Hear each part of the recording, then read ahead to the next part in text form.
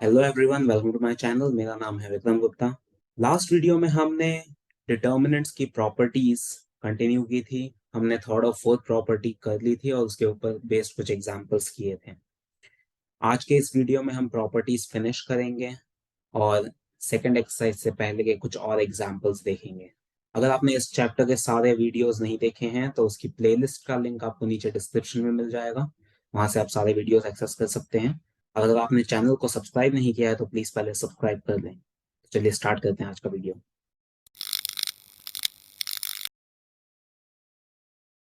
तो हम fifth property से स्टार्ट करते हैं वीडियो। लास्ट वीडियो में हमने फोर्थ प्रॉपर्टी फिनिश की थी। तो देखें, फिफ्थ प्रॉपर्टी में ऐसा है, अगर सपोज मैंने ये डिटर्मिनेंट लिया। अब यहाँ पर आप देख सकते हैं जो फर्स्ट रो है उसमें दो दो एलिमेंट्स ऐड हो रहे हैं, ए और बी। इधर सी और डी, इधर ई और एफ।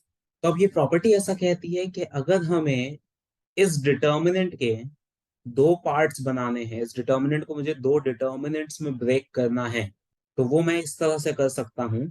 फर्स्ट डिटर्मिनेंट के अंदर मैं फर्स्ट रो में एक एक एलिमेंट लिख लूंगा। ये जो तीनों एलिमेंट्स हैं उनमें से एक एक टर्म लिख लूंगा। ए, सी और ई ले लिया मैंने। दूसरा डिटर्मिनेंट जो होगा उसमें मैं सेकेंड टर्म बी, डी और एफ ले लूंगा। मैंने दो डिटर्मिनेंट बनाए और उन दोनों में मैंने फर्स्ट रो के जो एलिमेंट्स थे उसमें से एक एक टर्म लिख लिया।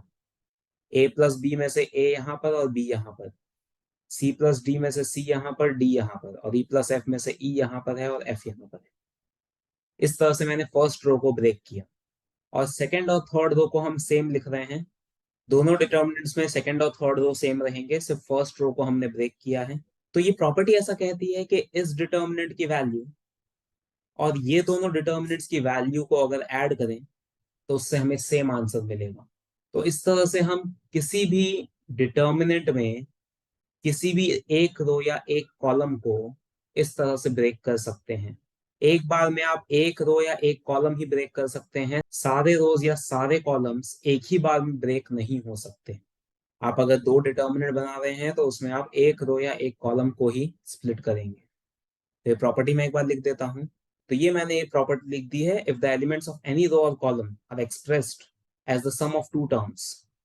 किसी भी रो या कॉलम के एलिमेंट्स अगर दो टर्म्स के सम की तरह एक्सप्रेस किए गए हैं, then the determinant can be expressed as a sum of two determinants. तो इस डिटर्मिनेंट को हम दो डिटर्मिनेंट्स के सम की तरह एक्सप्रेस कर सकते हैं। अब हम इसके ऊपर एक क्वेश्चन करके देखते हैं। हमने लास्ट वीडियो में एग्जाम्पल 9th तक किया था। अब हम एग्जाम्पल 10th पे जा रहे हैं। 10th एग्जाम्पल में हमें ये डिटर्मिनेंट दिया है और इसको हमें जीरो प्रूफ करना है, इसकी वैल्यू हमें जीरो प्रूफ करनी है। तो यहाँ पर आप देख सकते हैं जो सेकेंड रो है उसमें दो दो टर्म्स ऐड हो रहे हैं हर एलिमेंट में। तो हम यहाँ पर इस डिटर्मिनेंट के दो डिटर्मिनेंट्स बना लेंगे और हम सेकेंड रो के एलिमेंट्स हैं उन्हें ब्रेक कर देंगे, उन्हें स्प्लिट कर देंगे दोनों डिटर्मिनेंट्स के अंदर। तो हम इसके दो डिटर्मिनेंट कुछ इस तरह से बनाएंगे। फर्स्ट डिटर्मिनेंट में हमें फर्स्ट और थर्ड रो तो सेम लिखना है, वो तो हम चेंज नहीं करेंगे। जो सेकेंड रो है उसमें से हम एक एक एलिमेंट ले लेते हैं, ये तीनों ले लेते हैं, ए बी सी।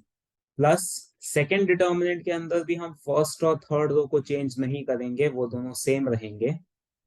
और जो सेकेंड रो है उसके अंदर हम दूसरा एलिमेंट, दूसरा टर्म जो है ये वाला टर्म ले लेंगे, 2x, 2y और 2z। तो ये हमने फिफ्थ प्रॉपर्टी का यूज किया जो अभी हमने डिस्कस की थी। अब यहाँ पर आप देख सकते हैं कि जो फर्स्ट डिटर्मिनेंट है इसके अंदर फर्स्ट और सेकेंड रो आइडेंटिकल है, सेम है दोनों रो। यहाँ पे भी एबीसी, यहाँ पे भी एबीसी। अगर किसी भी डिटर्मिनेंट में दो रोज या दो कॉलम्स आइडेंटिकल होते हैं तो उस डिटर्मिनेंट की वैल्यू जीरो होती है। ऐसा हमने सीखा था लास्ट वीडियो में, प्रॉपर्टी नंबर 3 में। और यहाँ सेकेंड डिटर्मिनेंट में अगर आप देखें तो ये दोनों रो सेकेंड और थर्ड रो, इसके एलिमेंट्स प्रपोर्शनल हैं। प्रपोर्शनल का मतलब भी मैंने बताया था उस वीडियो में। इन एलिमेंट्स का रेशियो अगर हम लेते हैं, अगर मैं इन दोनों एलिमेंट्स का रेशियो निकालता हूं तो वो आएगा 2। इन दोनों एलिमेंट्स का रेशियो भी 2 आएगा और इन दोनों का भी 2 आएगा। तो अगर रेशियो सेम आता है एलिमेंट्स का तो हम उसे प्रोपोर्शनल कहते हैं। तो फर्स्ट डिटर्मिनेंट के अंदर R1 और R2 सिमिलर हैं, आइडेंटिकल हैं। सेकेंड डिटर्मिनेंट के अंदर R2 और R3 प्रोपोर्शनल हैं। आइडेंटिकल रोज होते हैं तो भी डिटर्मिनेंट जीरो होता है, प्रोपोर्शनल रोज होते हैं तो भी डिटर्मिनेंट जीरो होता है। ये दोनों प्रॉपर्टीज हमने डिस्कस की थी लास्ट वीडियो में, प्रॉपर्टी 3 एंड प्रॉपर्टी 4। वो वीडियो अगर आपने अभी तक नहीं देखा है तो पहले वो जाकर देखें, उसका लिंक आपको ऊपर आई बटन में मिल जाएगा। तो उसमें मैंने डिटेल में डिस्कस किया था। अब मैं वही प्रॉपर्टीज यहाँ पर यूज करने जा रहा हूँ। तो हम ऐसा लिखेंगे, यहाँ पर फर्स्ट वाले डिटर्मिनेंट के लिए हम लिखेंगे since R1 and R2 are identical, और सेकेंड डिटर्मिनेंट के लिए हम लिखेंगे since R2 and R3 are proportional. तो फर्स्ट डिटर्मिनेंट भी जीरो हो जाएगा, सेकेंड भी जीरो हो जाएगा, तो इसलिए इसकी वैल्यू आ जाएगी जीरो। तो इस तरह से हमने यहाँ पर तीन प्रॉपर्टीज यूज की हैं। सबसे पहले हमने प्रॉपर्टी 5 यूज की है, हमने ब्रेक किया इसको दो डिटर्मिनेंट्स के अंदर, और फिर हमने प्रॉपर्टी नंबर 3 और प्रॉपर्टी नंबर 4 यूज की है जो हमने लास्ट वीडियो में डिस्कस की थी। तो इस तरह से हमें प्रॉपर्टीज का यूज करके ये क्वेश्चन सॉल्व करने हैं। अब हम नेक्स्ट प्रॉपर्टी पे जाते हैं, लास्ट प्रॉपर्टी, प्रॉपर्टी नंबर 6। अब ये 6 प्रॉपर्टी बहुत सिमिलर है इनवर्स ऑफ अ मैट्रिक्स में जो हमने एलिमेंट्री ऑपरेशन पढ़ा था, उससे सिमिलर है ये। वहां पर हमने एक ऑपरेशन ऐसा देखा था कि अगर हम किसी भी डिटर्मिनेंट में, पहले मैं एक डिटर्मिनेंट ले लेता हूं। अब एलिमेंट्री ऑपरेशंस में हमने एक ऑपरेशन, लास्ट ऑपरेशन जो था थर्ड ऑपरेशन, वो हमने ऐसा सीखा था कि अगर हम ऐसा कुछ ऑपरेशन लगाते हैं, R1 tends to R1 plus R2, वहां पर हमने ये मैट्रिसेस में सीखा था। मैट्रिक्स का इनवर्स निकालते वक्त हम इस तरह के ऑपरेशंस लगा रहे थे इनवर्स निकालने के लिए। बस वही चीज हम यहाँ पर भी यूज करेंगे। ये प्रॉपर्टी ऐसा कहती है कि अगर हम किसी डिटर्मिनेंट में इस टाइप का कुछ ऑपरेशन लगाते हैं तो भी डिटर्मिनेंट की वैल्यू चेंज नहीं होती। ये ऑपरेशंस हमने डिटेल में डिस्कस किए थे इनवर्स ऑफ अ मैट्रिक्स में। अगर वो वीडियो आपने अभी तक नहीं देखा है तो उसका लिंक भी आपको ऊपर आई बटन में मिल जाएगा, वहां से आप वो वीडियो देख सकते हैं। तो हमने ऐसा डिस्कस किया था कि ये ऑपरेशंस लगाने पर हमें इनवर्स मिलता है मैट्रिक्स का। तो बस ये प्रॉपर्टी भी यही कहती है कि ऐसा कोई ऑपरेशन हम लगाएंगे इस डिटर्मिनेंट पे तो उससे डिटर्मिनेंट की वैल्यू चेंज नहीं होगी। मतलब अगर मैं ये ऑपरेशन इस पे लगा के बताऊं तो ये ऐसा कुछ हो जाएगा, R1 tends to R1 plus R2, मतलब हमें R1 की जगह पे R1 प्लस R2 करना है। तो जो रो 1 का एलिमेंट है उसमें हमें रो 2 का एलिमेंट ऐड करना है। तो ये हो जाएगा A प्लस P, यहाँ पर B में Q ऐड होगा, B प्लस Q, और यहाँ पर C में R ऐड होगा, C प्लस R। और सेकेंड और थर्ड रो हमें सेम लिखना है, उसमें हम कोई चेंजेस नहीं कर रहे हैं।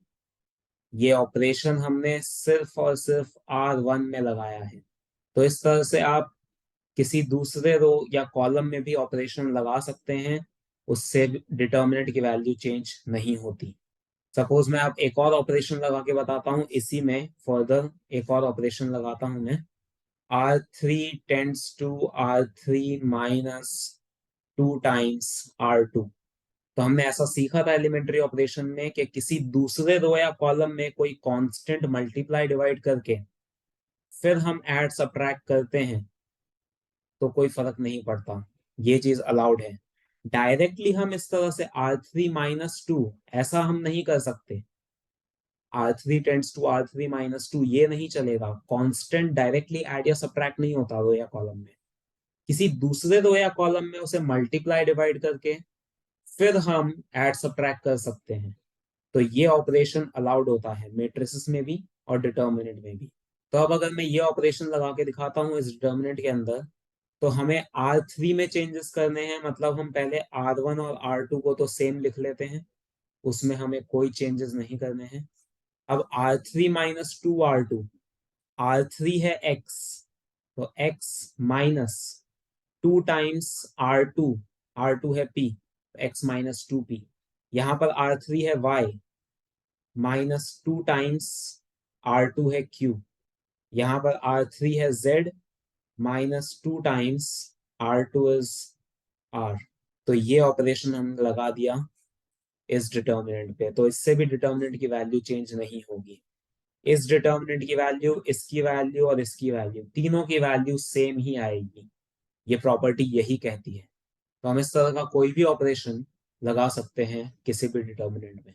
तो अब हम इसका भी यूज देख लेते हैं। हम नेक्स्ट एग्जांपल कर रहे हैं, एग्जांपल नंबर 11। ये डिटर्मिनेंट है, इसकी वैल्यू हमें a क्यूब प्रूव करनी है। तो अब इस क्वेश्चन पे जाने से पहले एक पॉइंट हम और डिस्कस करते हैं। क्वेश्चंस तीन तरह के आते हैं। जब हमें क्वेश्चन में सिर्फ इवैल्यूएट बोलेंगे, मतलब हमें उसकी वैल्यू निकालनी है, उसमें प्रॉपर्टीज का यूज करेंगे तो भी चलेगा, नहीं भी करेंगे तो चलेगा। दूसरा टाइप होता है जब हमें क्वेश्चन में कहते हैं using properties, solve using properties, मतलब हमें उसमें प्रॉपर्टीज का यूज करना है, कंपलसरी है। अब उसमें कहाँ तक प्रॉपर्टी का यूज हमें करना है, वो हमने कुछ ऐसे डिफाइन किया है कि हमें प्रॉपर्टीज यूज करके किसी भी तरह से एक रो या एक कॉलम में दो जीरोस लेकर आने हैं। ये जो मैंने अभी ऑपरेशंस बताए हैं, 6 प्रॉपर्टी मैंने बताई है, तो इस टाइप के ऑपरेशंस का यूज करके हमें किसी भी एक रो, कोई भी एक रो या कोई भी एक कॉलम में दो जीरोस बनाने हैं, हमें दो जगह जीरो बनाना है। उसके बाद आप उसको एक्सपांड कर सकते हो, डिटर्मिनेंट को एक्सपांड करना जो हमने सीखा था इस चैप्टर के फर्स्ट वीडियो में, जो मैंने एक्सपांशन बताया था डिटर्मिनेंट को सॉल्व करने का तरीका। वो वीडियो आपने नहीं देखा है तो उसका लिंक आपको ऊपर आई बटन में मिल जाएगा। तो हम दो जीरोस लाने के बाद, एक रो या एक कॉलम में दो जीरोस लाने के बाद डिटर्मिनेंट एक्सपांड कर सकते हैं, जब हमें यूजिंग प्रॉपर्टीज बोला हो। और कुछ क्वेश्चंस में हमें बोल देते हैं विदाउट एक्सपांडिंग। तो ऐसे क्वेश्चंस में हम एक्सपांड कर ही नहीं सकते, उसमें हमें सिर्फ प्रॉपर्टीज का यूज करके ही क्वेश्चन को सॉल्व करना है, उसमें एक्सपांशन अलाउड नहीं होता। तो ये तीन तरह के क्वेश्चंस होते हैं। तो एग्जांपल 11th में आप देखेंगे तो इसमें हमें सिर्फ प्रूव दैट बोला है। यहाँ पर हमें प्रॉपर्टीज का यूज करने के लिए नहीं बोला है, मतलब प्रॉपर्टीज का यूज यहाँ पर कंपलसरी नहीं है। लेकिन आप देखेंगे तो इसमें टर्म्स बहुत बड़े बड़े टर्म्स हैं। इसमें अगर आप डायरेक्टली एक्सपांशन करने गए तो बहुत कॉम्प्लिकेट हो जाएगा, सॉल्व करना डिफिकल्ट होगा। इसलिए इसमें हम प्रॉपर्टीज का यूज करके दो जगह जीरो बनाने की कोशिश करेंगे, वो बेटर रहेगा। डायरेक्टली एक्सपांड कर सकते हैं लेकिन वो कॉम्प्लिकेटेड होगा, इसलिए हम प्रॉपर्टीज का यूज करके सॉल्व करेंगे और दो जीरो बनाने के बाद हम इसे एक्सपांड कर देंगे। तो अब हम इसमें दो जीरोस कैसे बनाएंगे वो देखें। यहाँ पर है 2a और यहाँ पर है a, तो इन दोनों में एक रिलेशन बनता है। अगर मैं ऐसा कुछ ऑपरेशन लगाऊं, R2 tends to R2 minus 2R1, ये जो R1 का एलिमेंट है a, इसमें अगर मैं 2 मल्टीप्लाई करूं, अगर मैं इस एलिमेंट में 2 मल्टीप्लाई कर दूंगा तो ये 2a बन जाएगा। और फिर इसमें से ये सब्ट्रैक्ट कर रहे हैं हम, तो जीरो आ जाएगा यहाँ पे।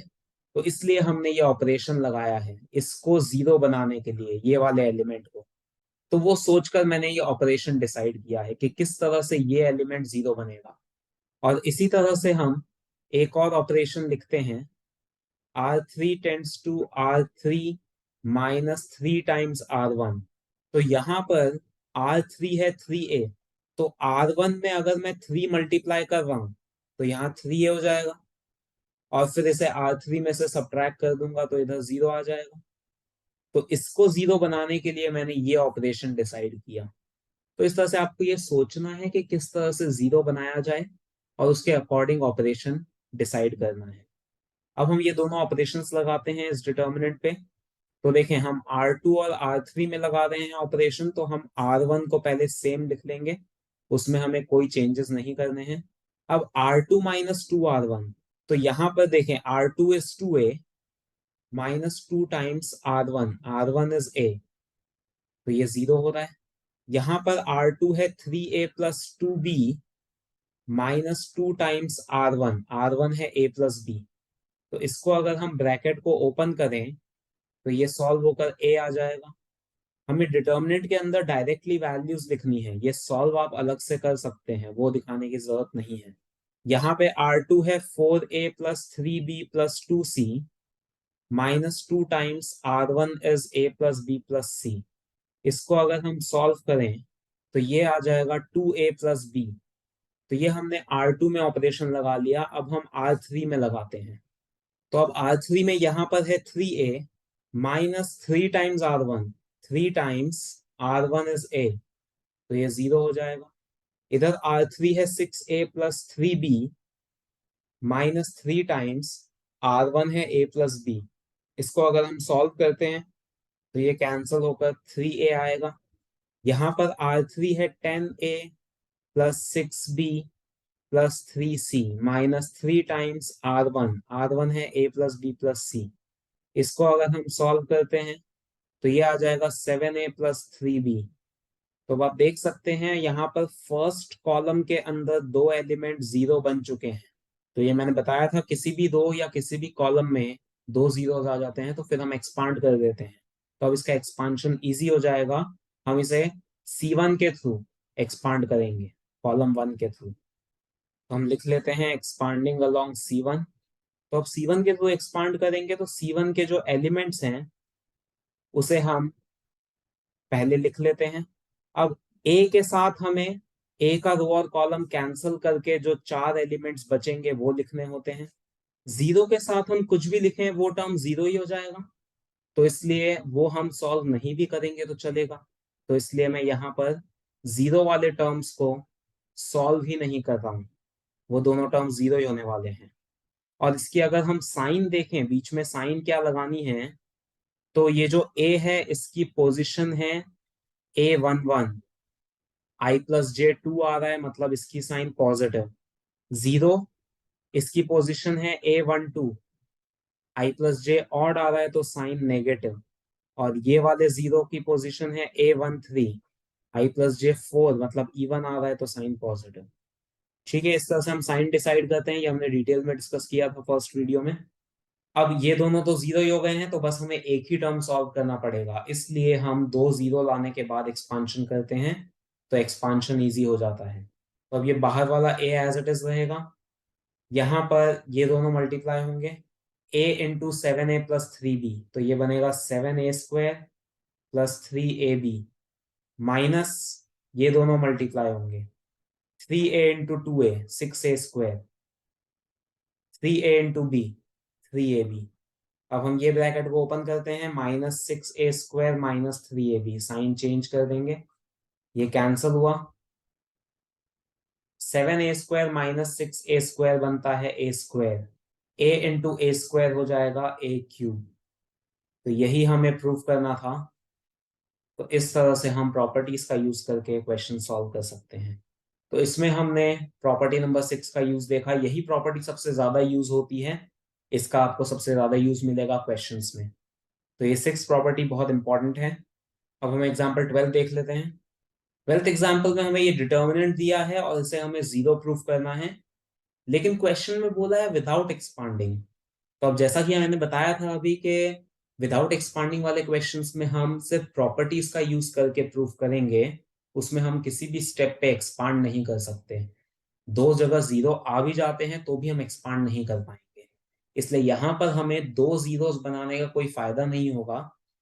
तो जनरली विदाउट एक्सपांडिंग वाले क्वेश्चन में थर्ड और फोर्थ प्रॉपर्टी का यूज होता है, क्योंकि उसमें हम डायरेक्टली एक्सपांशन के बिना डिटर्मिनेंट को जीरो लिख देते हैं अगर आइडेंटिकल रोज या प्रोपोर्शनल रोज या कॉलम्स होते हैं तो जनरली वो प्रॉपर्टीज यूज होती है विदाउट एक्सपांडिंग के क्वेश्चंस में। तो अब यहाँ पर मुझे उन प्रॉपर्टीज पे फोकस करना है, मतलब मुझे कोई भी दो रोज या दो कॉलम्स को आइडेंटिकल या प्रोपोर्शनल बनाना है। तो अब उसके लिए मैं यहाँ पर ऑपरेशन लगाने जा रहा हूँ, एलिमेंट्री ऑपरेशन जो हमने अभी 6 प्रॉपर्टी सीखी थी उसका यूज मैं करने जा रहा हूँ। देखें किस तरह से, R1 tends to R1 plus R2, मैं R1 में R2 ऐड करने जा रहा हूँ, उससे क्या होगा वो हम देखते हैं अभी। तो R1 में R2 ऐड होगा तो यहाँ हो जाएगा x plus y plus z, यहाँ पर भी x plus y plus z, और यहाँ पर भी x plus y plus z. ये तीनों एलिमेंट सेम आ गए। सेकेंड और थर्ड रो को हमें सेम लिखना है, उसमें हमें कोई चेंजेस नहीं करने हैं। अब यहाँ पर आप देखेंगे तो फर्स्ट रो और थर्ड रो, इन दोनों का रेशियो अगर हम निकालते हैं, देखें ये वाला टर्म और ये वाला term, x plus y plus z by 1, x plus y plus z आएगा। ये वाला टर्म और ये वाला टर्म, उसका भी रेशियो सेम आएगा और इन दोनों का भी सेम आएगा। तो मैं कह सकता हूं कि फर्स्ट रो और थर्ड रो के जो एलिमेंट्स हैं वो प्रोपोर्शनल हैं, तीनों का रेशियो सेम आ रहा है। तो R1 और R3 प्रोपोर्शनल हो गए। अगर दो रोज प्रोपोर्शनल होते हैं तो डिटर्मिनेंट जीरो होता है। तो अब हम डायरेक्टली ये स्टेटमेंट लिख सकते हैं, since R1 and R3 are proportional therefore determinant is 0। तो ये ट्रू हो गया। तो इस तरह से हमें विदाउट एक्सपांडिंग क्वेश्चंस में जनरली दो रोज या दो कॉलम्स को आइडेंटिकल या प्रोपोर्शनल बनाना होता है। तो आज के वीडियो में बस इतना ही। आज हमने सारी प्रॉपर्टीज फिनिश कर ली है। अब कुछ एग्जाम्पल्स और बाकी हैं, वो एग्जाम्पल्स हम नेक्स्ट वीडियो में करेंगे। वो एग्जाम्पल्स बहुत इंपॉर्टेंट हैं। प्रॉपर्टीज ऑफ डिटर्मिनेंट का पूरा कॉन्सेप्ट ही इंपॉर्टेंट रहता है। तो जो बचे हुए एग्जाम्पल्स हैं वो हम नेक्स्ट वीडियो में करेंगे। अगर ये वीडियो आपको पसंद आया तो इसे लाइक और शेयर करें और चैनल को सब्सक्राइब करें। Thank you.